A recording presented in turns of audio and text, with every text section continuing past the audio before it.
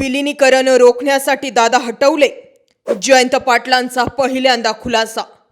माझे 40 आमदार शब्दाबाहेर नाहीत. अजित पवारांचा हा विश्वास अंगलट आला. जयंत पाटील विलिनीकरणाचे साक्षीदार. बैठका अन विलिनीकरणाची माहिती पटेलांना होती. पवारांनी तारीख उलटून दिली नाही. दादांची शेवटची इच्छा अपूर्णच. नेमकं घडलंय काय? NCPचं विलिनीकरण होणार होतं तर मग पटेल, तटकरे, मुश्रीफ, भुजबळ यांसारख्या नेत्यांना माहिती नव्हतं का? असा प्रश्न जयंत पाटलांना एका मुलाखतीत केला गेला. आणि ज्यावरती बोलायचं नाही अशाही मुद्द्यांवरती बोलणं जयंत पाटलांनी सोयीस्कर समजलं. आजचा हा विषय एक घाव अन दोन तुकडे करणार आहे. अजित पवारांची हत्या झाली का? अजित पवारांचा अपघात होता का? अजित पवारांचा घातपात तर नाही ना? असे अनेक प्रश्न राजकीय वर्तुळामध्ये. कारण म्हणजे अजित पवार जाण्याआधीची टाईमलाईन. महानगरपालिका निवडणुकांचं इलेक्शन होतं. याच इलेक्शनमध्ये पुण्यामध्ये अजित पवार विरुद्ध भाजप असा टोकाला संघर्ष गेला होता. आमदार महेश लांडगे यांनी अजित पवार हे काय मोठे नेते नाही, काकांच्या जीवावर आहेत, भ्रष्टाचार लपवण्यासाठी पक्षात आलेत असं बरंच काय ते बोलत होते. पण जोपर्यंत आमदार बोलत होता तोपर्यंत ठीक. नंतर चंद्रशेखर बावनकुळे, नंतर फडणवीस सगळेच अजित पवारांच्या विरोधात गेले होते. आणि तेव्हापासूनच अजित पवारांनीही भाजपपासून 2 हात लांब व्हायचं असं ठरवलं असावं. अजित पवार यांचं सगळं सोशल मीडिया बघणारी PR एजन्सी होती अरोरा नावाच्या व्यक्तीची. हाच नरेश अरोरा नावाचा व्यक्ती आज भाजपचा माणूस आहे की काय हा प्रश्न तयार झाला. कारण याच महानगरपालिका निवडणुकांच्या काळात नरेश अरोरा जी की अजित पवारांची PR एजन्सी होती त्यांच्या पुण्यातील कार्यालयावरती धाड पडली. आणि या धाडीनंतर नरेश अरोरा हा माणूस भाजपचा झाला असं बोललं गेलं. हेही सोडा, पण ज्या पद्धतीने शरद पवार अजित पवार गेल्यानंतर तिसऱ्याच दिवशी समोर आले आणि अजित पवारांची शेवटची इच्छा विलिनीकरणाची होती, 12 तारखेला विलिनीकरण होणार होतं असं सांगितलं. शरद पवारांनी अजित पवारांची शेवटची इच्छा पूर्ण करा असे संकेत दिले. मात्र हीच इच्छा अपूर्ण कशी राहील यासाठी पटेल, तटकरे हे कामाला लागले.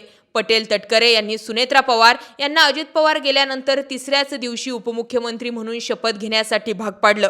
शिवाय चर्चा अशाही ऐकायला मिळत आहेत की सुनेत्रा पवार आज आणि भविष्यात कधीच विलिनीकरण या मुद्द्यावर बोलणारच नाहीत. आणि याच मुद्द्यावर पार्थ पवार जमीन खरेदी व्यवहार प्रकरणातूनही बाजूला झाले, ते राज्यसभेवरही गेले. सुनेत्रा पवार उपमुख्यमंत्रीही झाल्या आणि सहानुभूतीही घटवली गेली. पण सगळ्यात राहून येणारा मुद्दा हाच की अजित पवार गेल्यानंतरच विलिनीकरण व्हावं असं पवार गटाला वाटायला लागलंय का?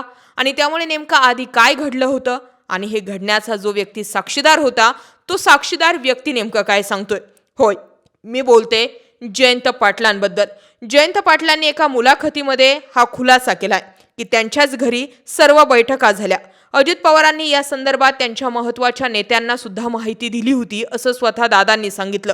तसंच अजित पवारांनी आपल्यासोबत येण्यासाठी आग्रह केला होता असाही दावा त्यांनी केला. विलिनीकरणाच्या बैठकीला अजित पवार त्यांच्या बाजूने एकटेच का असायचे असं विचारल्यानंतर त्यांनी सांगितलं की 17 तारखेची जी बैठक होती आणि 16 तारखेला माझ्या घरी झालेली बैठक, त्यावेळी सगळे इथे होते. साहेबांच्या घरी जाऊन फक्त तारीख ठरवायची यासाठीच बारामतीला गेलो होतो. अजित पवारांचं म्हणणं होतं की मी निर्णय घेतला की माझे 40 आमदार मी म्हणेल तसंच वागतील याबाबत शंका नाही. एकदा अंतिम निर्णय झाल्यावर मी त्यांना बैठकीत बोलावतो आणि घोषणा करतो असं त्यांनी म्हटलं. दुसऱ्या दिवशी असं करू अशी चर्चा झाली. माझ्याच घरी सगळ्या बैठकाही झाल्या आणि त्याच नंतर हे सगळा घटनाक्रम घडला.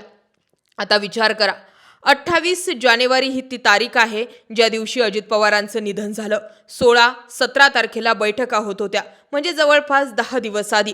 मग 10 दिवसांमध्ये असं काय घडलं की ज्यामुळे अजित पवार हे विलिनीकरणाची घोषणा करू शकले नाही? आणि रोहित पवार ज्या अँगलने सांगतात की पटेल यांच्या फोनमुळं किंवा यांच्या फाईलवरील करण्याच्या सहीमुळं अजित पवारांना विमानानं जावं लागलं. या विमानाचा मालक असणारा VK सिंग आणि प्रफुल्ल पटेल यांचे संबंध आहेत. VK सिंग यांचा मुलगा रोहित सिंग यांच्या लग्न सोहळ्याला सुद्धा प्रफुल्ल पटेल हे उपस्थित होते. अजूनही पायलट हे सकाळच्या 7 वाजता कोणत्या ट्रॅफिकमध्ये अडकले याची माहिती समोर आली नाही. जे पायलट ट्रॅफिकमध्ये अडकलेत त्यांचं स्टेटमेंट समोर आलं नाही. अजित पवार विमानामध्ये बसण्याचे फुटेज समोर आलेले नाही. आणि हे सगळं घडण्यामागचं कारण होतं विलिनीकरण, हेच विलिनीकरण नको म्हणून एवढा मोठा डाव खेळला गेला का? प्रश्नाला प्रश्न आजही जशास तसाच आहे. यावर व्यक्त व्हा. व्हिडिओ आणि मुद्दा आवडला असेल तर जास्तीत जास्त लोकांपर्यंत जरूर शेअर करा. जय महाराष्ट्र.